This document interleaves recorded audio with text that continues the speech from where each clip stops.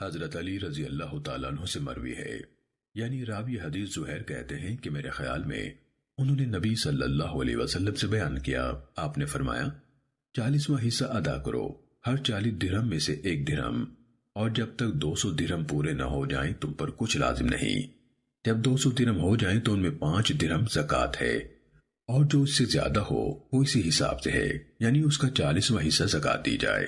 اور بکریوں میں ہر 40 بکری میں 1 بکری ہے، یہ اگر 39 ہوں تو تم پر کچھ نہیں۔ اور ان کی تفصیل اسی طرح بیان کی جیسے کہ زہری کی روایت میں بیان ہو چکی ہے۔ اور گائیوں بیلوں کی زکوٰۃ میں فرمایا ہر 30 جانوروں میں 1 سالہ بچڑا ہے، اور ہر 40 میں 2 سالہ، اور ایسے جانور جن سے کام لیا جاتا ہے ان پر کوئی زکوٰۃ نہیں۔ اور اونٹوں کی زکوٰۃ سابقہ حدیث زہری کی مانند بیان کی، کہا 25 اونٹوں میں 5 بکریاں ہیں، اگر ایک بھی بڑھ جائے تو ان میں 1 بنت مخاض یعنی 1 سالہ مادہ ہے، اگر بنت مخاض نہ ہو تو ابن لبون مذکر یعنی 2 سالہ اونٹ 35 تک، اگر ایک بھی بڑھ جائے تو ان میں 1 بنت لبون ہے یعنی 2 سالہ مادہ 45 تک، جب ایک بھی بڑھ جائے تو ان میں 1 حقہ ہے یعنی 3 سالہ مادہ جو جفتی کے قابل ہو 60 تک۔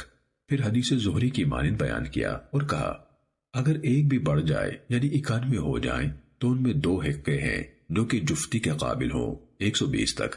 جب اونٹوں کی تعداد اس سے زیادہ ہو جائے تو ہر 50 میں 1 حقہ یعنی 3 سالہ مادہ ہے۔ زکوٰۃ کے خوف سے اکٹھے جانوروں کو جدا جدا نہ کیا جائے اور نہ علیحدہ علیحدہ کو جمع کیا جائے، اور زکوٰۃ میں کوئی بوڑھا یا عیب دار یا نر جانور نہ لیا جائے الا یہ کہ تحصیلدار چاہے یعنی نر لے سکتا ہے۔ اور زرعی اجناس میں جو زمینیں دریا یا باری سے سیراب ہوتی ہوں ان میں 10واں حصہ ہے، اور جو ڈول یعنی رہٹ یا ٹیوب ویل وغیرہ سے سیراب ہوتی ہوں ان میں 20واں حصہ ہے۔